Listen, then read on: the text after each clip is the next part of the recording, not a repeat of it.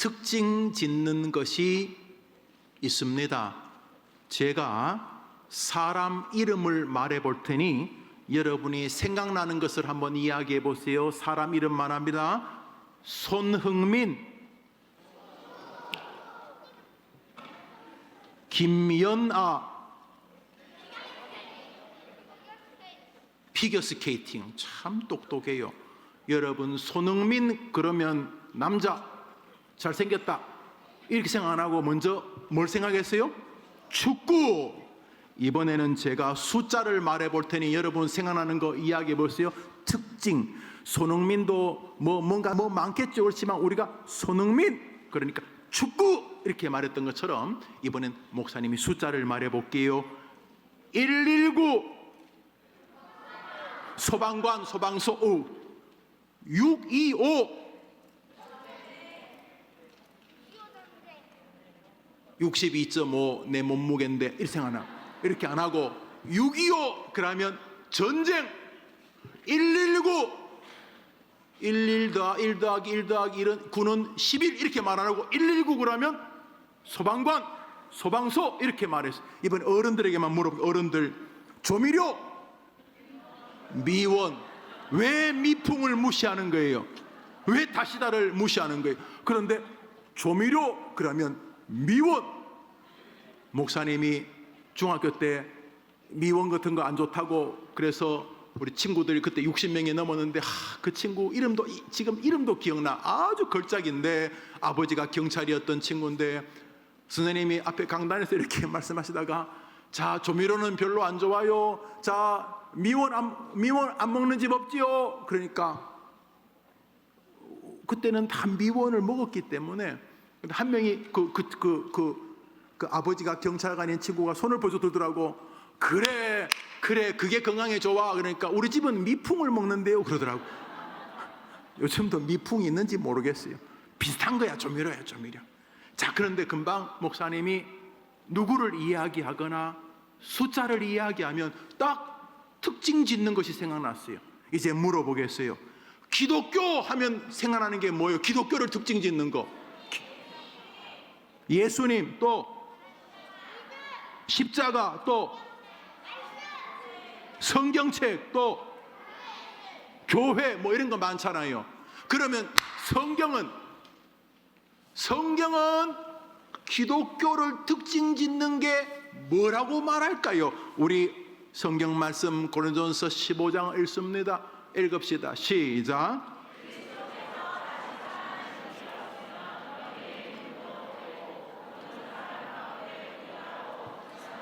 노란 것이 읽읍시다. 시작.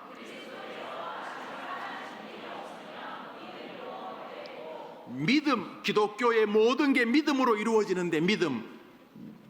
우리가 열심히 교회 나오는 것도 믿음 때문이고 설교하거나 설교 듣는 것도 믿음 때문이고 전도하는 것도 믿음 때문이고 세상에서 그리스도인답게 살아보려는 것도 믿음 때문이고 천국 가는 것도 예수님 믿는 믿음 때문에 가는 건데 이 기독교의 믿음이라고 하는 기독교를 운영하고 있는 가장 중요한 진리가 뭐가 없으면 헛되다고요?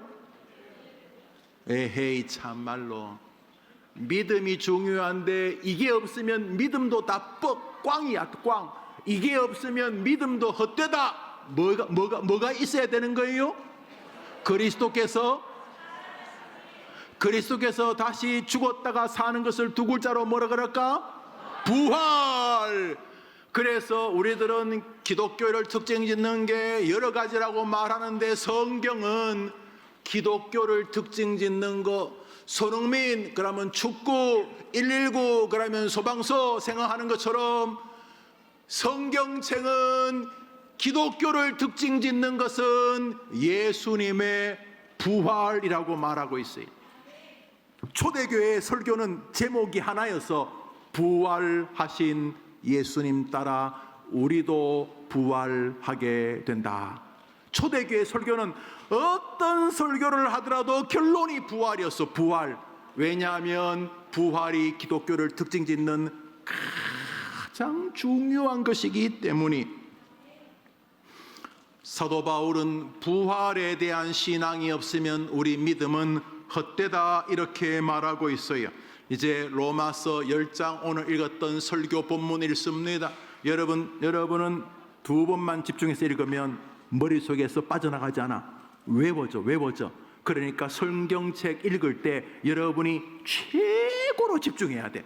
왜냐하면 이 말씀은 여러분의 길에 빛과 등이 될 것이기 때문에, 이 말씀은 여러분이 딛고 일어서는 힘이 되기 때문에 이제 이 말씀 읽습니다. 시작. 내가 만일 내 입으로 예수를 주로 시인하며 하나님께서 그를 죽은 자 가운데서 살리신 것을 내 마음에 믿으면 사람이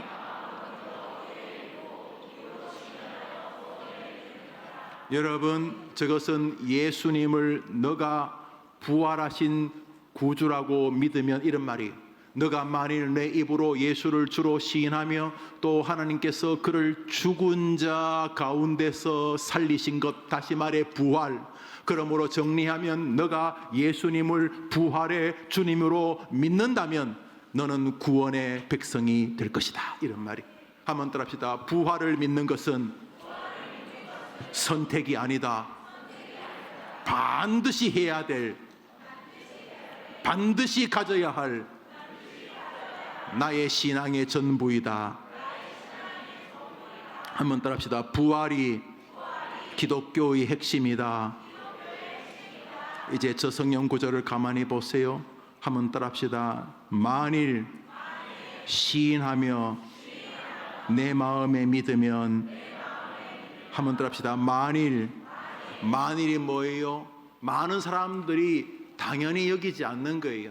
교회 밖의 사람은 아예 믿지도 않고, 불행하게도 교회를 나오는 사람들, 진짜 교회 가기 싫은데 엄마가 교회 가라 그래가지고, 진짜 교회 가기 싫은데 할아버지 집사님이 장로님이 교회 가라고 그래가지고 할 수 없이 교회를 나온 친구는 여기 없겠지만 있다고 칩시다. 안타깝게도 교회 밖에도 부활을 안 믿는 사람이 많지만은 교회 안에도 아유 교회 나가면 되지 무슨 부활을 믿어야 돼요, 이런 사람이 있어요.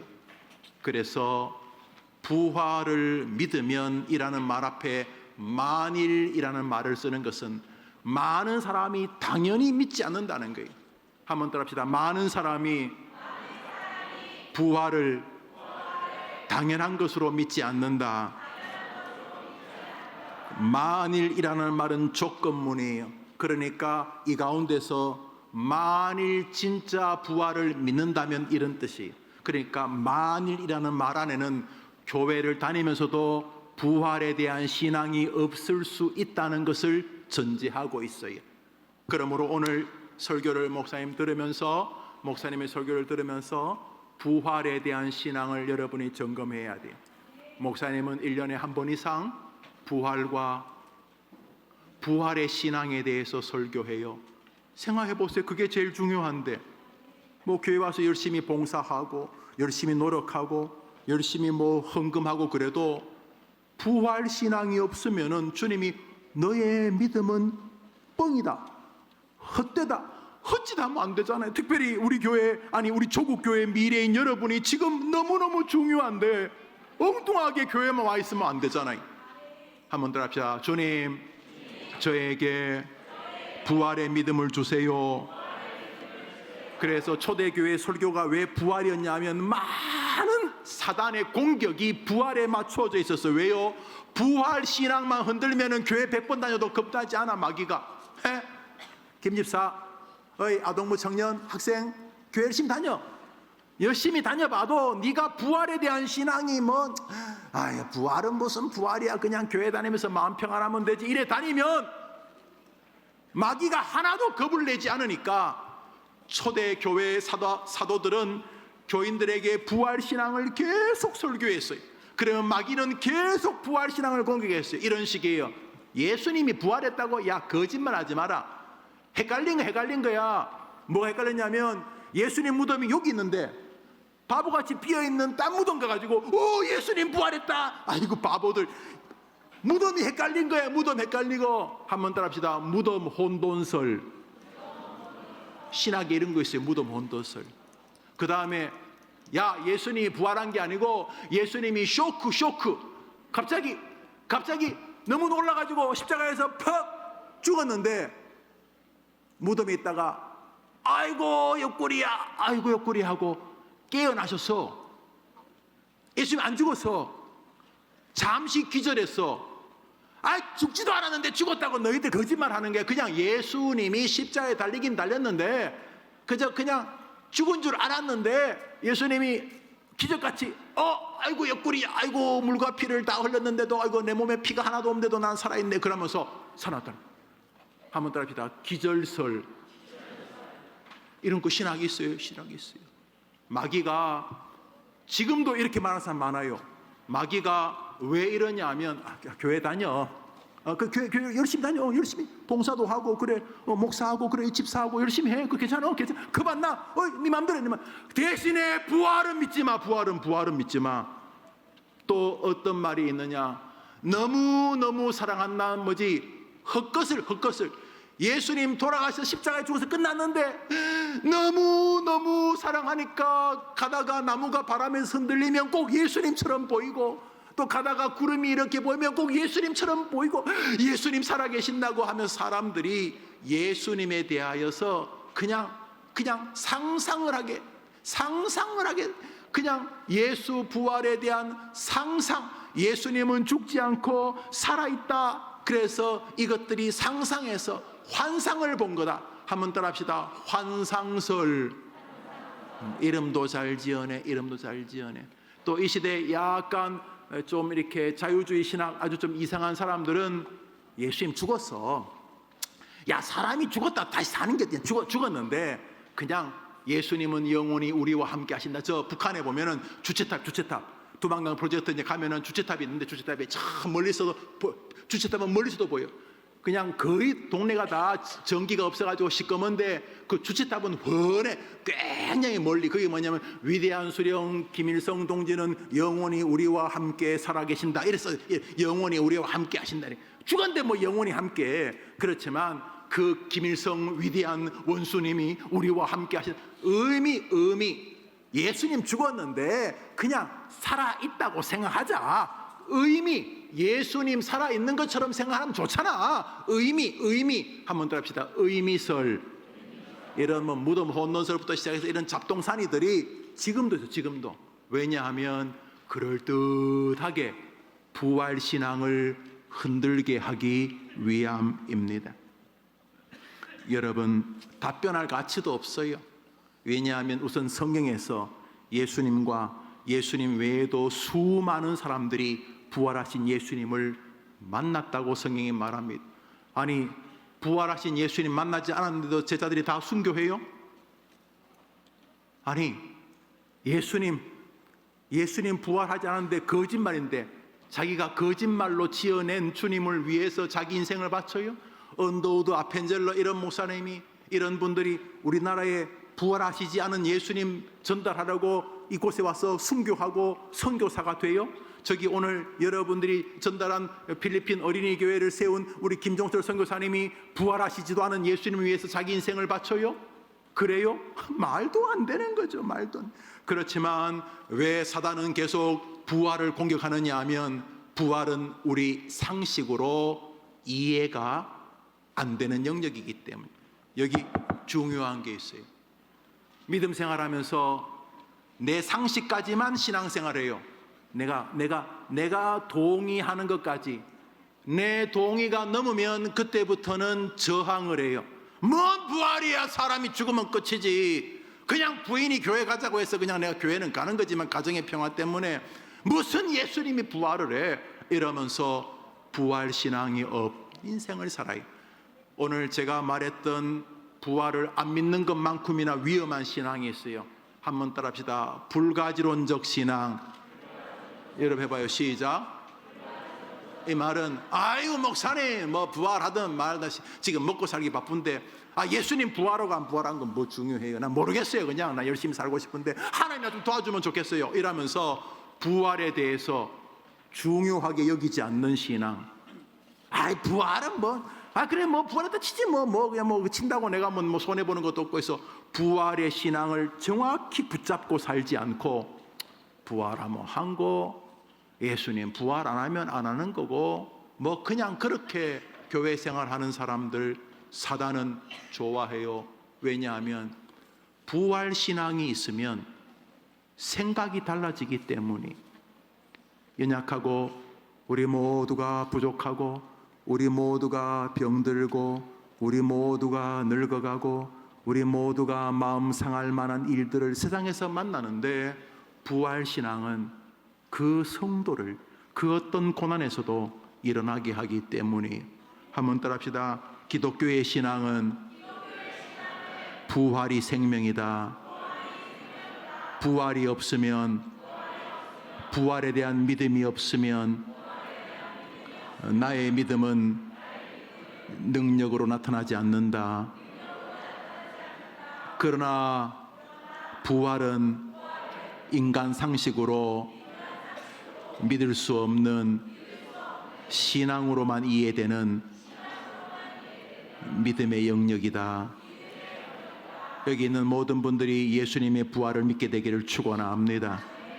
한번 따라합시다. 예수님의 부활은 나를 위한 부활이다.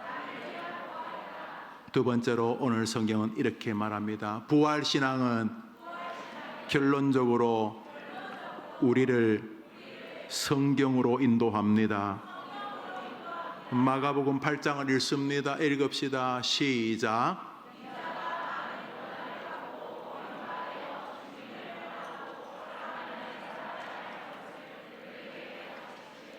예수님께서 직접 말씀하셨습니다. 내가 죽임을 당하고 사흘 만에 뭐 하신다고요? 살아나야 할 것이라고 예수님이 말씀하셨다고 마가복음 8장이 기록하고 있습니다. 요한복음 읽습니다. 2장입니다. 시작. 예수께서 대답하여 이르시되 너희가 이 성전을 헐라 내가 사흘 동안에 일으키리라. 유대인들이 이르되 이 성전은 46년 동안의 지었건을 내가 3일 동안에 일으키겠느냐 하더라. 그러나 예수는 성전된 자기 육체를 가리켜 말씀하신 것이라. 죽은 자 가운데서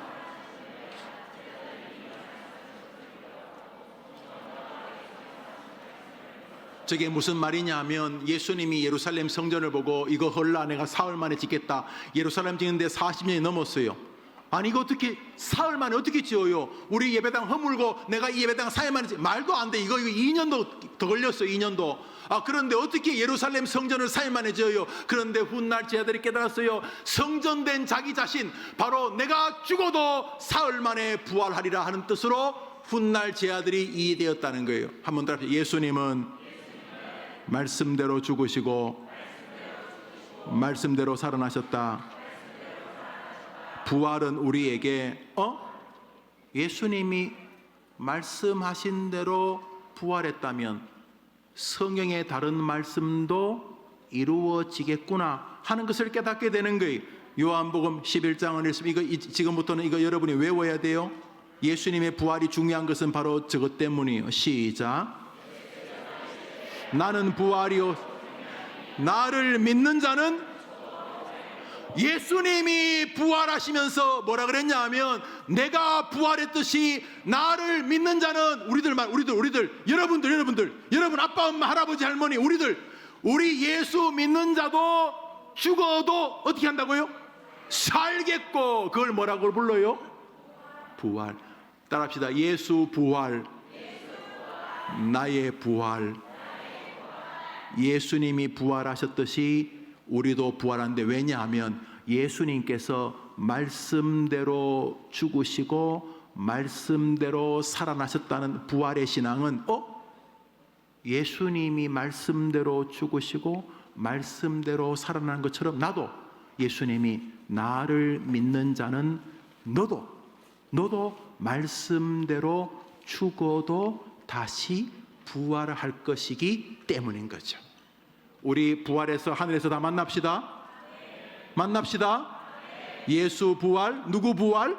우리의 부활인 것입니다. 고린도전서 15장을 읽습니다. 시작. 죽은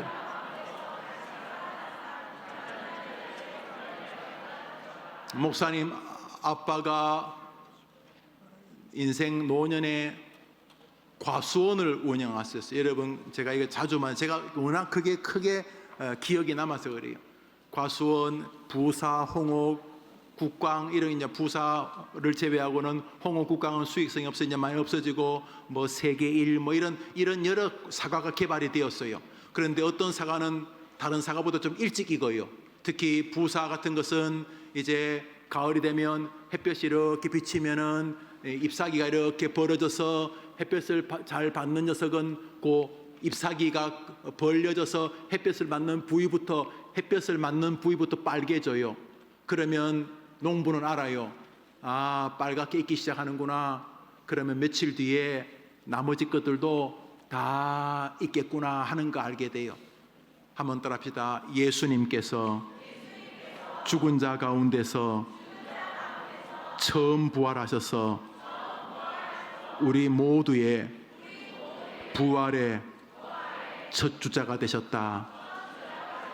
예수님이 첫 열매로 부활하신 것처럼 우리도 따라서 부활하게 될 줄 믿으면 아멘 해보십시오. 한번 답시다. 나는 죽어도 다시 산다. 성경대로 죽어서 다시 사셨습니다. 고린도전서 15장 읽습니다. 시작. 내가 받은 것을 이는 성경대로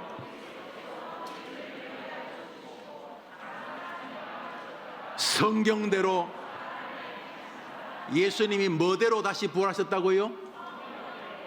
예수님의 부활은 우리 모두의 마음을 어디에게로 인도할까요? 성경으로. 예수님의 부활이 왜 기독교의 핵심이냐 하면 예수의 부활이 갑자기 벌어진 것이 아니라 주님께서 말씀하셨습니다. 내가 죽은 지 사흘 만에 다시 살아나리라.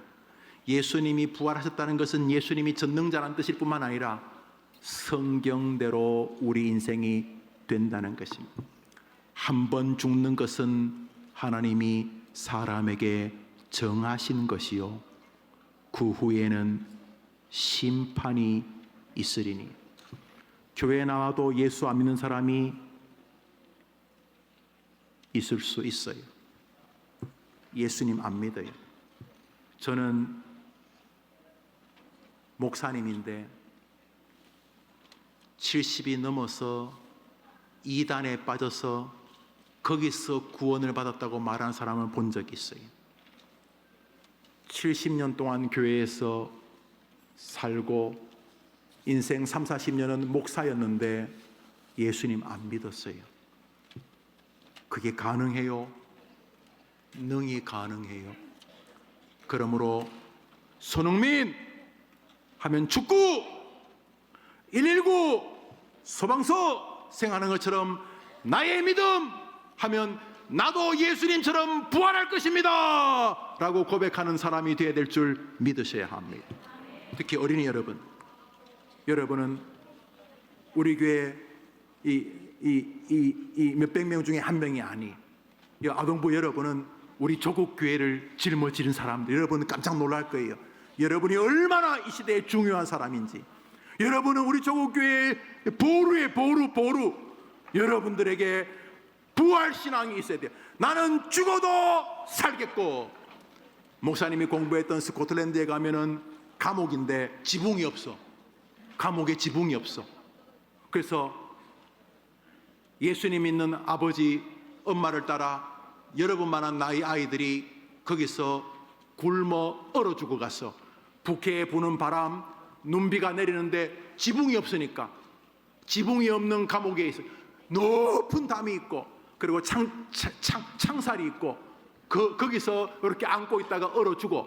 그런데 사람들이 그 앞에다 고기를 구워놓고 7살, 6살, 8살, 10살 된 여러분 같은 아이에게, 야, 너희 아빠가 믿는 그 신앙은 잘못된 거야. 스코틀랜드 퓨리탄을 커버넌트 언약도라 부르는데 우리 장로교 뿌리, 우리 장로교 스코틀랜드 존 낙스부터 시작됐잖아. 그 지붕이 없는 감옥, 지금도 그 지붕이 없어. 지붕이 없는 감옥에 어린 아이들, 엄마 아빠는 예수님 잘 믿는 목사님, 장로님, 집사님 이런 분들인데 이제 예수님 믿는다고 감옥에 집어넣었어. 그리고는 여러분도 따라갔겠지. 이제 엄마 따라하니까. 그리고 여러분들은 이제 꼬드겨, 얘야, 너희 엄마 아빠가 믿는 거 틀렸어. 나는 우리 엄마 아빠가 믿는 하나님 안 믿을게요. 그러면 이리 와. 내가 고기를 구워서 그쪽으로 냄새를 막 집어넣는, 얼마나 춥고 배고프고 고기가 먹고 싶겠어. 빨리 와. 나 예수님, 우리 엄마 아빠가 믿는 예수님 안 믿을게. 이렇게 하면 내가 너 살려줄게. 너희 엄마 아빠는 좀 무식한 사람들이야. 자기 자식도 죽이고. 이런데 7살, 8살 스코틀랜드 선교사란 책을 보면은 7살, 6살, 8살, 10살짜리 아이가, 아저씨, 우리 아빠 엄마가 믿는 하나님이 참 하나님이시고, 이곳에서 아빠 엄마가 내가 죽지만 우리는 주님의 백성으로 부활하게 될 거예요. 진짜 불쌍한 사람은 하나님을 잘 모르는 군인 아저씨예요. 이렇게 말해요. 그게 우리 장로교 웨스트민스터 신조를 믿음으로 배우고 가르치는 신앙의 선조들의 모습이에요. 여러분들은 예수님의 부활을 여러분의 부활로 믿어야 돼요. 그게 안 믿으면 성경이 뭐라고 했어요? 우리의 믿음은 헛되다. 예수님의 부활을 나의 부활로 믿지 않는 믿음은 헛되다. 성경이 헛되다 그러는데 아무리 아니라고 버텨봐야 성경대로 될 테니까 헛되지. 그런데 주님이 성경대로 죽으시고 성경대로 살아. 이 얼마나 놀라운 말인지 몰라요. 한번 따라합시다. 예수님의 부활은 우리의 신앙을 오직 말씀 앞으로 인도한다.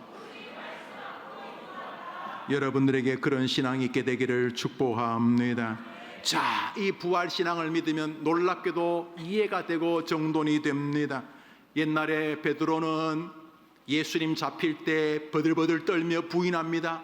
여러분만한 여자아이가 아저씨도 저기 이제 고문당하고 있는 예수하고 한편이죠. 베드로가 혹시나 싶어서 예수님 고문당하는 그 군대 근방까지 와서 뭐 이렇게 밖에서 이렇게 불 쬐는 척하면서 예수님 어떻게 되나 보고 있어서 예수님 막 로마 군병들이 침 뱉고 가시면류관을 머리에 씌워서 피 흘리고 발로 차고 야유하고 막 고문을 할 때에 이 베드로가 이렇게 자기는 예수님하고 아무 상관이 없는 것처럼 이렇게 보고 있었는데 같이 불 쬐던 어린 아이가 아저씨도 저 예수하고 한편이죠. 그랬더니 베드로가 뭐라 그랬어요? 뭐라 그랬어요? 아니야 나 예수 몰라.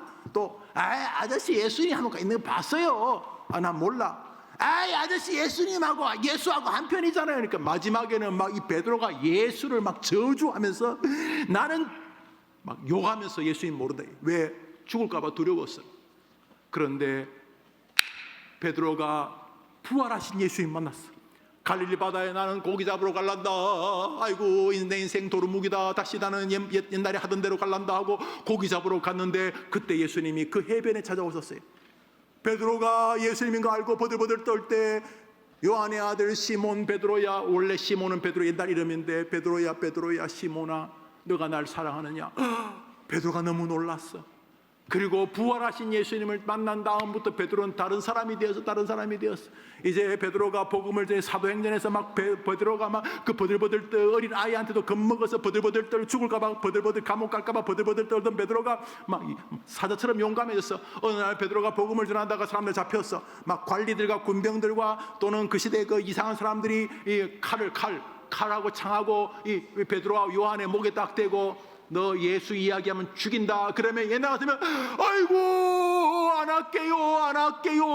어린아이가 아저씨도 예수 한편이죠. 아니야. 그 비겁했던 베드로가 그 사람들이 복음 전하다가 너 예수 하나님 이야기하면 죽인다 이렇게 할 때 아이고 안 할게요. 그럴 것 같았는데 아니야. 부활을 경험한 다음에 마음의 부활을 믿은 다음에 나는 죽지만 죽어도 다시 산다는 부활을 믿은 다음에 달라진 베드로를 봅니다. 사도행전 4장입니다. 읽읍시다. 시작.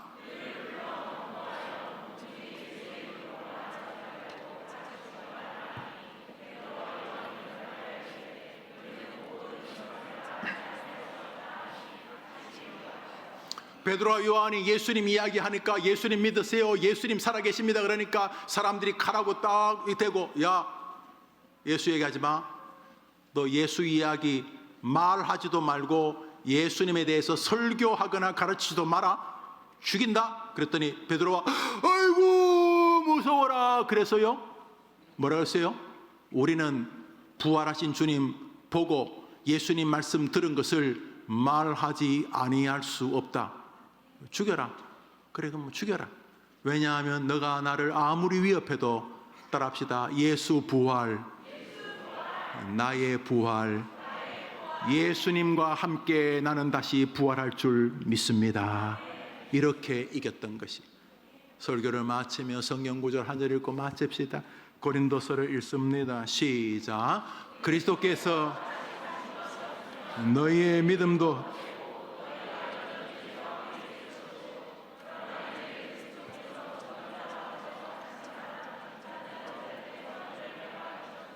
부활 신앙 없으면 아무것도 없지만은 예수님이 우리 때문에 부활하심으로 우리도 예수님과 함께 부활하게 될 줄 믿습니다. 우리 다 따라합시다. 예수님의 부활은 나의 부활입니다. 예수님의 부활 때문에 나는 죽어도 부활할 줄 믿습니다. 여러분의 신앙 되기를 축복합니다. 기도합시다. 구주 예수님의 은혜와 하나님의 사랑과 성령님의 위로하심, 교통하심이 2023년 어느 날 나는 예수님이 성경대로 부활하신 것처럼 나도 성경대로 죽어도 저 천국에서 부활하게 될 줄 믿습니다. 고백하는 우리 모든 성도들과 이 귀한 어린 아이들 인생 위에 영원토록 함께 있을지어다. 아멘.